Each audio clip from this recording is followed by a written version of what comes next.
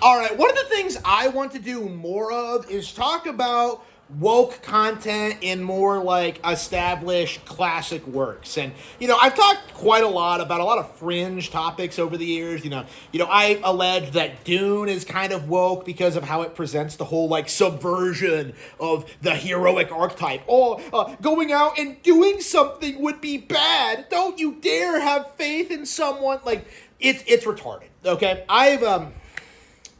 I've spoken out about things like that. I've spoken out against like classic like Star Wars, like the Twilight Zone, like Star Trek, Blazing Saddles. There's a lot of stuff I talk about that's still like fairly relevant today. And I do think like going forward, I am going to be trying to put more of an effort to talk more about like other things like it. That stuff that's not nearly as popular, things that aren't nearly as relevant, and yet somehow are probably more damaging and even more ridiculous.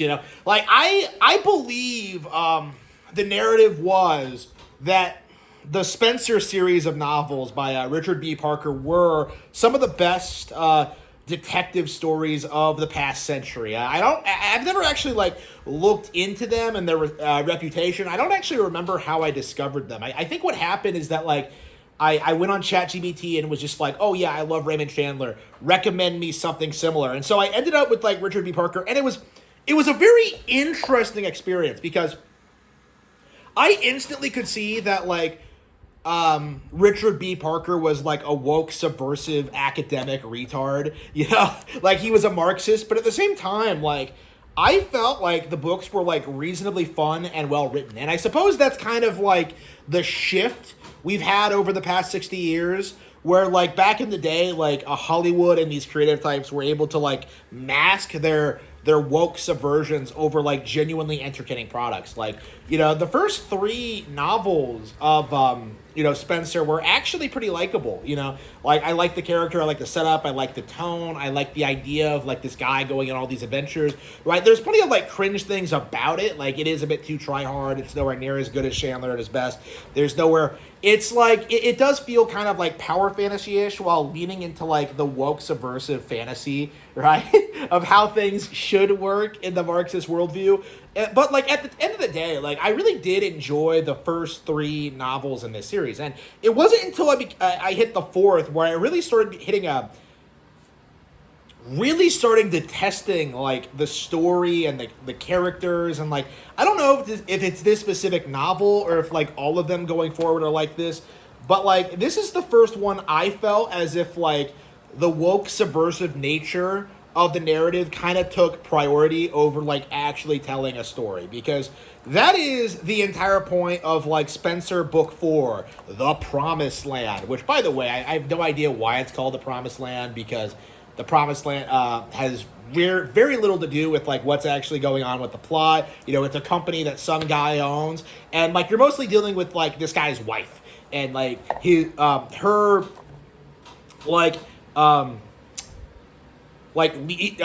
kind of semi leaving him to go hang out in like an extremist feminist commune, which is like kind of ridiculous considering, like, but in and of itself, like, but like it's the thing that really gets me about this, is that like there was no thought put into the plot at all. Okay, like I don't care about the characters, I don't care about like what's going on with them, I don't care about like the situation. Like it's so poorly implemented, and honestly doesn't matter. No. The entire point of this novel, the entire justification for it existing is to sell you on the idea that marriage is bad, and it's not for our protagonist. No, we're just going to keep things casual because that could upend our lives, which of course are going to stay the exact same as we get older. It's retarded. Like, it is downright ridiculous how insidious this is. Like, this is like 3 books worth of build-up to like the relationship. The protagonist Spenser meets Sarah Silverman in book 2, immediately fucks her. Like, she's immediately, like, presented as best girl, like, ooh, Spenser gives up his womanizing ways to go with this one chick. Like, oh, is he going to marry her? Of course not, because marriage is for idiots.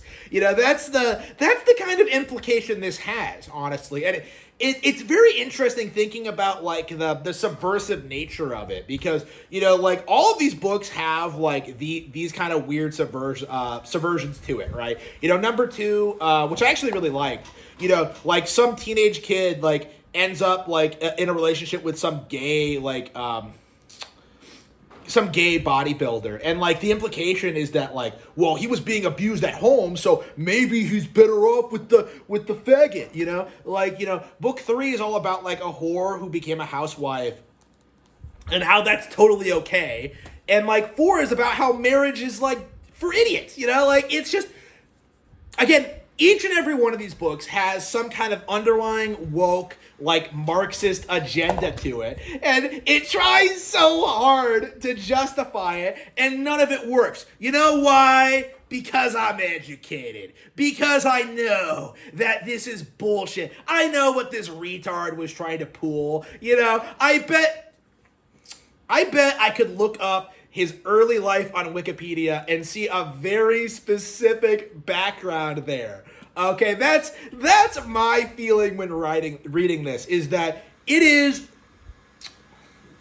dipshit propaganda, that was sold as like a detective series. It is insidious and really should be like called out more as like an example of how like Marxism gaslit people into thinking that like intelligent people like were these incredibly accomplished, interesting people that live these amazing lives, and that like, oh man, it's so much better than like living a normal life. Like, this is a really, really good example of just how they mask their propaganda. How they like implement it into their stories, and how it like kind of defines them as creators. It's a very good textbook example of that, and unless you were like specifically looking for it, like myself, you probably wouldn't like really think much of it. But like, it's very, very deliberate and intentional. Like, I can tell it's very, very deliberate and intentional, and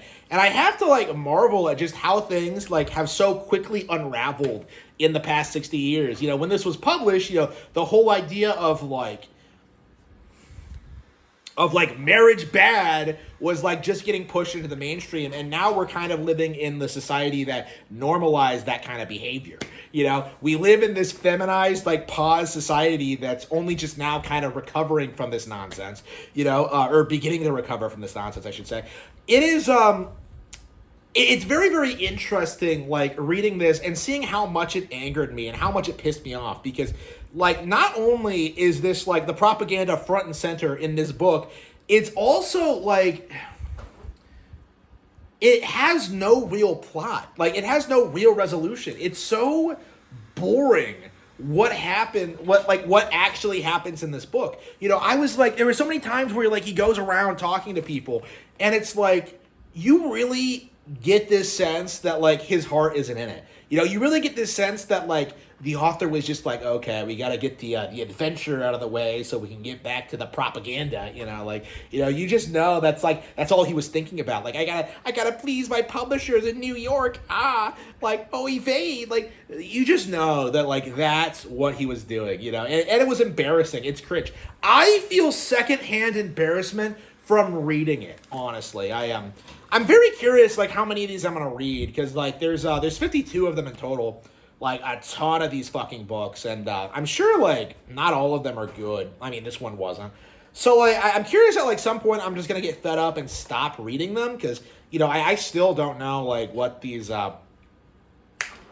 what reputation these books have, or their legacy, or if, like, people actually have, like, any respect for them at all. Like, I just went into them, like, blind because I wanted to read more mystery novels. And, like, I came away very, very, very unimpressed, Like, initially I was, like, on board with the whole power fantasy aspect of it, but, like, it's very much going in the same direction that I think something like, modern woke subversive do, where they have, like, the male lead who gets overshadowed by the female characters, Like, yeah, I can kind of already, like, see that, like, kind of happening in this with, like, how prevalent Sarah Silverman is in this. It's embarrassing, honestly. I I do kind of like wonder what the mindset is with these people, like, all these wildly different creators, like, pushing the same kind of propaganda, like trying to normalize it. Like, I really do think, like, going forward, these are going to be one of those books that I call out for being such blatant propaganda. This is a really interesting example of like how so many people were like gaslit into thinking this kind of behavior or ideology was normal. It's just, and yeah, people reading it today, people like myself, like laugh at it for being, for how woke it is. That's the culture we're in now. We're like, instead of this being like a vision of the future, like, people are like, not only laughing at the idea of it, they're calling out the specific group of people who are pushing it in the Middle East. Like that's the reality of the situation. That's where we're at with woke culture, is that like I am reading so many books that I am able to see right through your propaganda. It's like I'm a human X-ray machine, and I'm seeing right through your bullshit. It's just it's incredible, seeing just how ineffectual this book has been. It is, these books have been at like influencing anybody, and I do think that's kind of like the main takeaway I want to like kind of emphasize at this stage. We do need to talk about more about like calling out like every aspect of woke culture, because so many people talk about like certain aspects of it while neglecting others. Like I wasn't even like thinking about this until I read like book 3 of this, but like can a whore become a housewife? A good one. And the answer is no. Like obviously, but like that's what book 3 tries to promote. Like is it better for a teenage boy to get butt raped by a bodybuilder instead of like living with his abusive parents? Like of course not. Why would you ever want that for your kid? Like, again, like all the attempts at like subverting society, all the attempts at controlling how people perceive these kind of situations has completely failed. I am sitting here and telling you, a published author, a successful YouTuber, Harmon Smith, one of the biggest names on YouTube. Like, I am telling you that this was fucking gay. And that, like, it's never going to work. It's never going to take off. And that Richard B. Parker, I am pissing on your grave. Like, I am pissing all over your grave because you were a piece of shit, and I hope you rot in hell.